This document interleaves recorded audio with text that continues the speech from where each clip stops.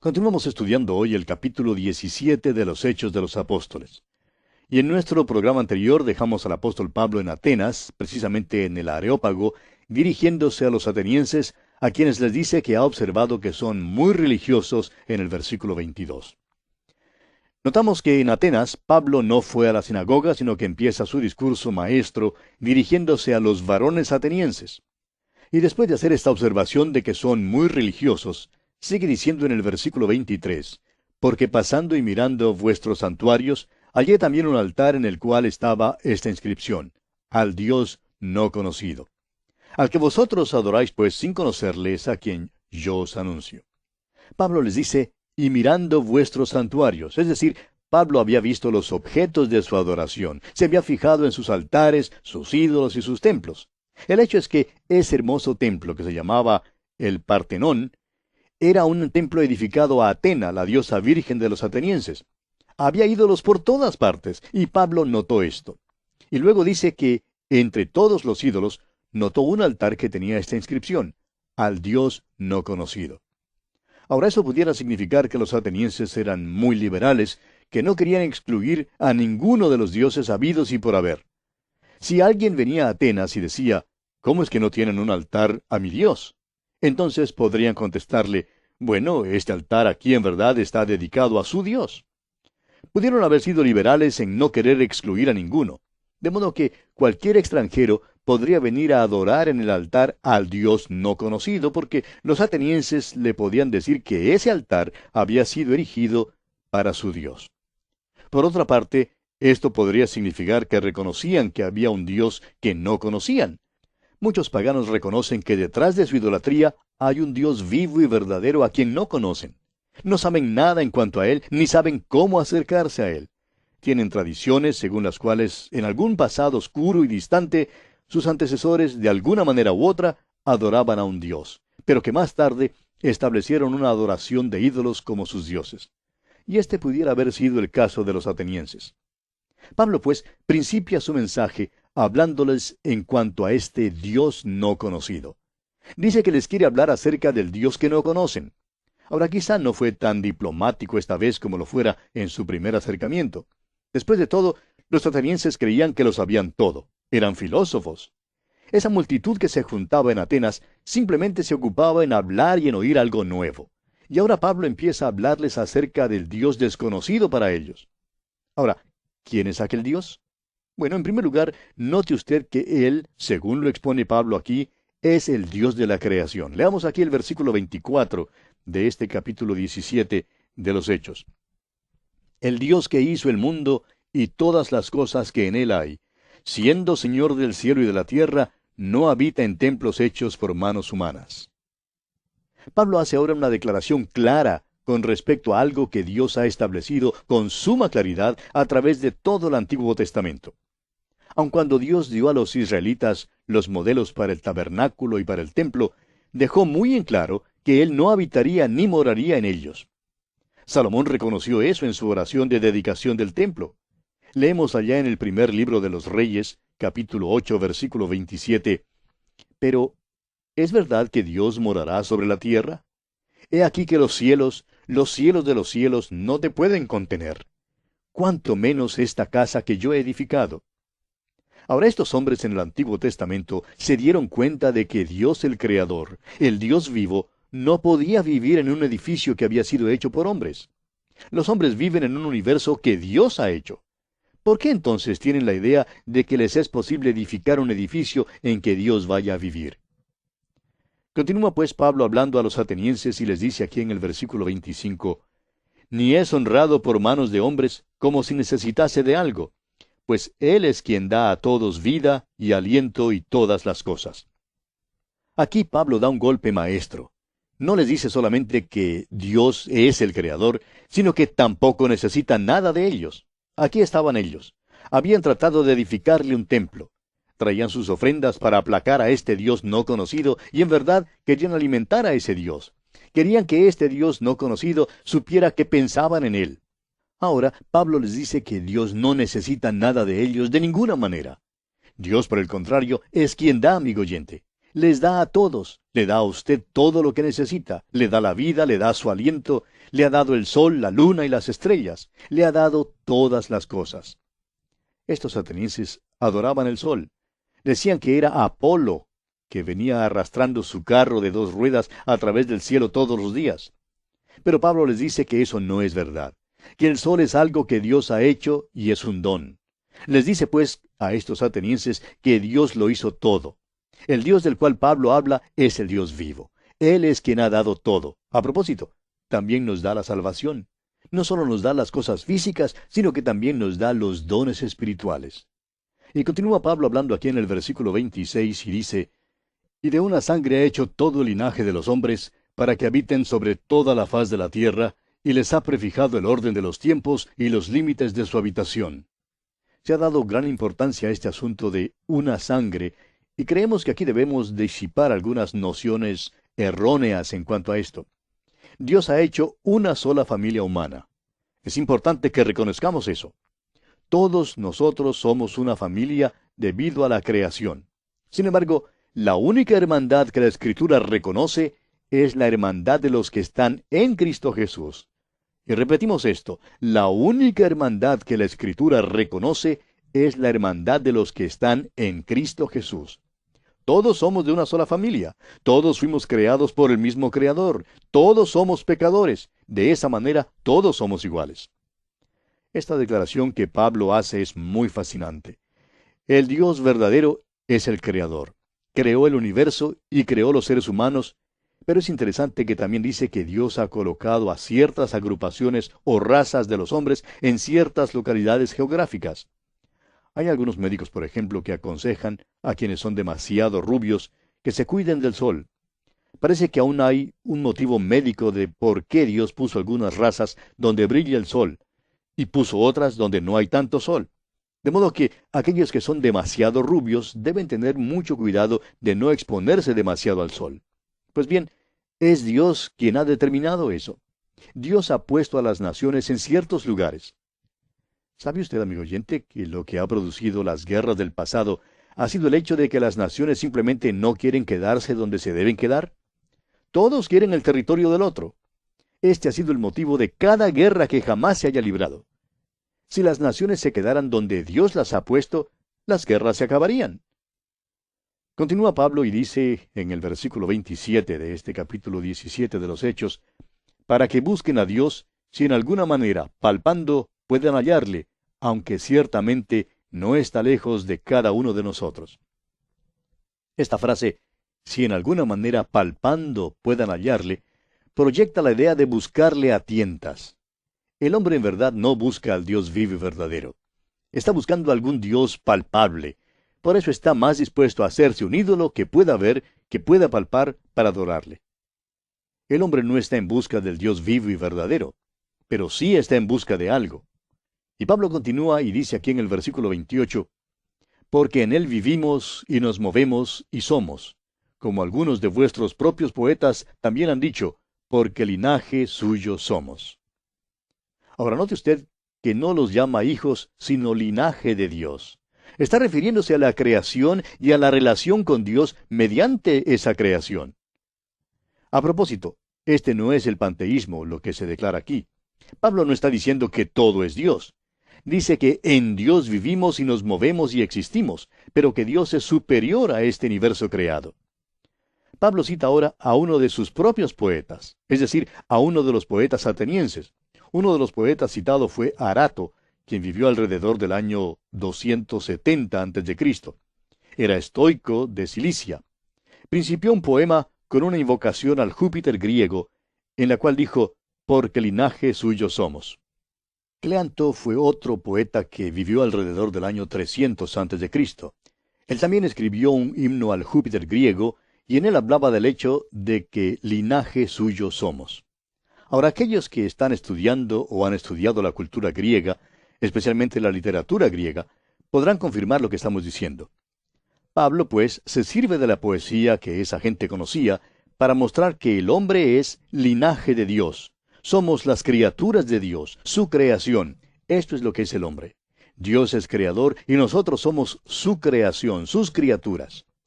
Continúa Pablo hablando y dice aquí en el versículo 29, siendo pues linaje de Dios, No debemos pensar que la divinidad sea semejante a oro, o plata, o piedra, escultura de arte y de imaginación de hombres. En otras palabras, dice que no debemos ser idólatras. Pablo les ha presentado al Dios verdadero. Les ha mostrado que Dios es el Creador. Eso es lo que Dios ha hecho en el pasado. Veamos ahora que Pablo se vuelve del pasado hacia el presente, y dice aquí en el versículo 30, pero Dios, habiendo pasado por alto los tiempos de esta ignorancia, ahora manda a todos los hombres en todo lugar que se arrepientan. Les presenta ahora a Dios como Redentor. Esta es su obra presente. Hubo un tiempo cuando Dios no hizo caso del paganismo. Ahora la luz ha venido al mundo. Ahora Dios pide a los hombres en todas partes que acudan a Él. La luz, amigo oyente, crea responsabilidad. Ahora Dios manda a todos los hombres en todo lugar que se arrepientan. Pablo les había presentado ya a Dios como Creador en su obra pasada. Ahora les presenta a Dios como Redentor en su obra presente. Pero Pablo no se detiene allí, sino que sigue y presenta a Dios como juez en su obra futura. Notemos lo que dice aquí en el versículo 31 de los Hechos capítulo 17. Por cuanto ha establecido un día en el cual juzgará al mundo con justicia por aquel varón a quien designó, dando fe a todos con haberle levantado de los muertos. Cuando Dios juzgue, será un juicio justo. El juicio vendrá por medio de un juez que tiene la señal de los clavos en las manos. Él es quien ha sido levantado de los muertos. El apóstol Pablo siempre presenta la resurrección de Cristo. La resurrección de Jesucristo de los muertos es una declaración para todos los hombres. Es por esto que Dios asegura a todo hombre que habrá un juicio. Veamos ahora lo que ocurre aquí en el versículo 32. Pero cuando oyeron lo de la resurrección de los muertos, unos se burlaban y otros decían, ya te oiremos acerca de esto otra vez. ¿Sabe usted, amigo oyente, por qué se burlaban? Se burlaban porque el platonismo niega la resurrección de los muertos. Esa era una de las marcas del platonismo. Negaba la posibilidad de una resurrección física. Cuando usted oye hablar hoy en día a los miembros de ciertas sectas acerca de una resurrección espiritual, mientras niegan la resurrección física, entonces está oyendo la filosofía platónica y no la enseñanza de la Escritura. El apóstol Pablo enseñó la resurrección de los muertos. Por tanto, cuando oyeron acerca de la resurrección de los muertos, algunos se burlaron. Y dice aquí el versículo 33, y así Pablo salió de en medio de ellos. Algunos críticos han dicho que Pablo fracasó en Atenas. Amigo oyente, no creemos que fracasó. Siempre habrá quienes se burlen del Evangelio, pero habrá también los que creen. Note usted lo que dice este versículo 34, el versículo final del capítulo 17 de los Hechos. Dice, mas algunos creyeron, juntándose con él, entre los cuales estaba Dionisio el Areopagita, una mujer llamada Dámaris, y otros con ellos. Pablo vio a algunos que se convirtieron en la ciudad de Atenas. Cuando Pablo iba a un lugar y predicaba el Evangelio, siempre había quienes se convertían a Cristo. No fracasó, amigo oyente. Tuvo buen éxito. En donde quiera que se predique la palabra de Dios, habrá quienes escuchen y crean.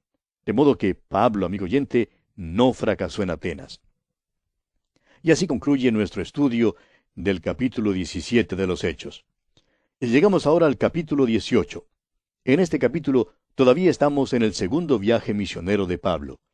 Pablo estaba solo en Atenas y esperaba allí un tiempo. Estaba esperando la llegada de Timoteo y Silas, quienes les iban a traer informes de las iglesias en Berea y en Tesalónica. Después de pasar un tiempo en Atenas, Pablo prosigue ahora hasta Corinto. Veamos pues el ministerio de Pablo en Corinto. Leamos el primer versículo de este capítulo 18 de los Hechos. Después de estas cosas, Pablo salió de Atenas y fue a Corinto. Hoy en día se puede viajar desde Atenas hasta Corinto por autobús, pero Pablo probablemente lo hizo a pie. Seguramente se demoró mucho tiempo caminando aquella distancia, pero quizá el viaje no fue tan desagradable porque por lo menos el paisaje es muy bello. Por ese camino se puede ver el sitio donde se libró la batalla de Salamina en el mar, por allí donde la armada persa fue destruida. Y hay otros lugares históricos muy interesantes en el camino. Y luego se puede llegar a Corinto. Ahora, cuando estudiemos las epístolas que el apóstol Pablo escribió, trataremos de presentar algunos datos históricos en cuanto a las ciudades donde estaban las iglesias que recibieron esas cartas. Cuando lleguemos a nuestro estudio de la primera epístola a los Corintios, hablaremos acerca de Corinto y las razones por las cuales Pablo les escribió, cómo les escribió y el mensaje que les dio a los creyentes en esta ciudad. Por ahora, permítanos decir que la ciudad de Corinto probablemente era la ciudad más perversa de aquel entonces. Era la Sodoma y la Gomorra de ese entonces. Era el lugar a donde uno iría para divertirse. El sexo y el licor y todos los demás placeres sensuales se encontraban allí. Hoy en día uno puede ver allí las ruinas de un gran baño romano. Allí era donde iban para pasar la borrachera. En la distancia están las ruinas del templo que había sido edificado y dedicado a Afrodita o a Venus. Había allí unas 1000 llamadas vírgenes vestales. Pero en realidad, estas no eran vírgenes sino prostitutas. El sexo, pues, era una religión. La adoración del sexo no era nada nuevo en aquel entonces y tampoco es algo nuevo ahora en nuestros tiempos. Corinto era una de las ciudades más perversas de ese día y gente venía de todas partes del imperio a la ciudad de Corinto. Había allí grandes teatros y otros centros de entretenimiento, y la gente venía a Corinto solo para divertirse. Pablo, pues, entró en Corinto durante su segundo viaje misionero y también en su tercer viaje misionero. Creemos que fue aquí donde Pablo tuvo uno de sus ministerios más efectivos. Diríamos que Pablo tuvo sus más grandes ministerios en Éfeso y en Corinto. Mientras que Éfeso era un centro de la religión, Corinto era un centro de pecado. Ambas ciudades eran grandes centros de comercio. Por tanto, Pablo vino a Corinto desde Atenas. Continuemos ahora leyendo el versículo 2 de este capítulo 18 de los Hechos. Y halló a un judío llamado Aquila, natural del Ponto, recién venido de Italia, con Priscila su mujer, por cuanto Claudio había mandado que todos los judíos saliesen de Roma. Fue a ellos. En la ciudad de Corinto, Pablo conoció a esta pareja judía. Aquila y Priscila habían vivido anteriormente en Roma, y la razón por la cual habían salido de Roma fue debido a una ola de antisemitismo que había llegado sobre la tierra. Durante los días del Imperio Romano esto pasó varias veces. El tiempo que se menciona aquí es el tiempo cuando Claudio mandó a todos los judíos a salir de Roma. Entre aquellos que salieron de Roma había una pareja maravillosa, que es la pareja que se menciona aquí, de Aquila y Priscila. Sigamos adelante con el versículo 3 de este capítulo 18 de los Hechos. Dice el versículo 2, la última parte, fue a ellos, y como era del mismo oficio, se quedó con ellos, y trabajaban juntos, pues el oficio de ellos era hacer tiendas. Pablo naturalmente fue a ellos, siendo que eran del mismo oficio. Ahora los versículos 4 y 5 dicen, y discutía en la sinagoga todos los días de reposo, y persuadía a judíos y a griegos. Y cuando Silas y Timoteo vinieron de Macedonia, Pablo estaba entregado por entero a la predicación de la palabra, testificando a los judíos que Jesús era el Cristo. Pablo había esperado en Atenas la llegada de Timoteo y Silas, pero aparentemente no aparecieron. Ahora ellos vienen a juntarse con él en Corinto y le traen el informe de las iglesias en Macedonia. Cuando lleguemos a las epístolas a los tesalonicenses, veremos que fue en este entonces cuando Pablo escribió una de las epístolas. Ahora vemos que Pablo cree que es necesario hablar las cosas en claro, de modo que testifica que Jesús es el Cristo. Prosigamos con el versículo 6 de este capítulo 18 de los Hechos. Pero oponiéndose y blasfemando éstos, les dijo, sacudiéndose los vestidos, vuestra sangre sea sobre vuestra propia cabeza, yo limpio, desde ahora me iré a los gentiles. Y parece que de aquí en adelante el ministerio de Pablo fue mayormente a los gentiles. Encontramos que esto es cierto en Éfeso y creemos que esto es también cierto en Roma. Avancemos con los versículos 7 y 8.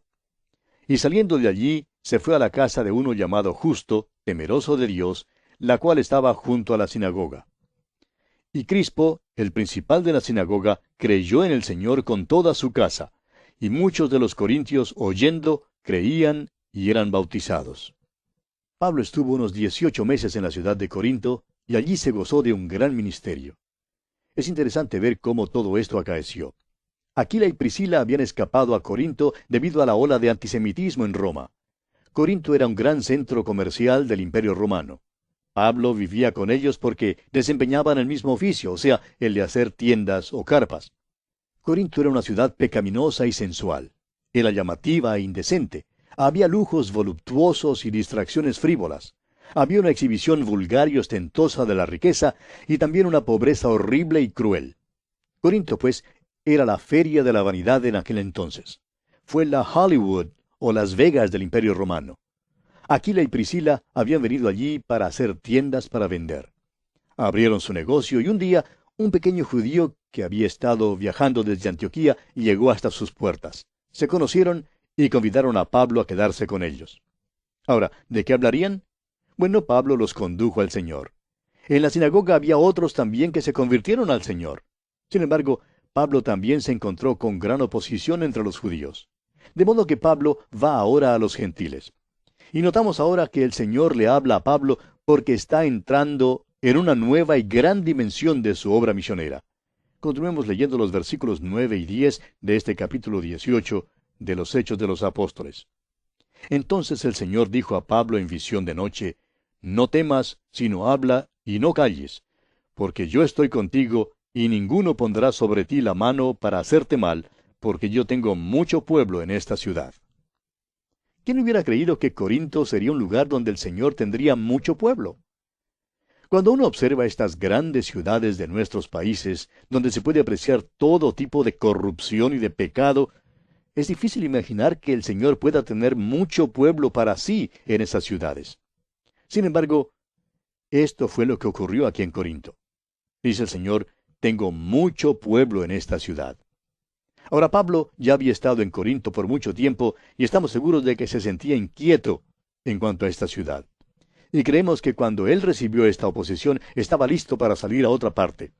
Pero el Señor mismo interviene y detiene a Pablo. Le dice que quiere que se quede aquí porque yo tengo mucho pueblo en esta ciudad. Y vea usted lo que ocurre en el versículo 11 de este capítulo 18 de los Hechos. Y se detuvo allí 1 año y 6 meses, enseñándoles la palabra de Dios. O sea que Pablo se quedó todavía 18 meses más en Corinto, enseñándoles la palabra de Dios. Y veremos que el Evangelio continuará causando oposición.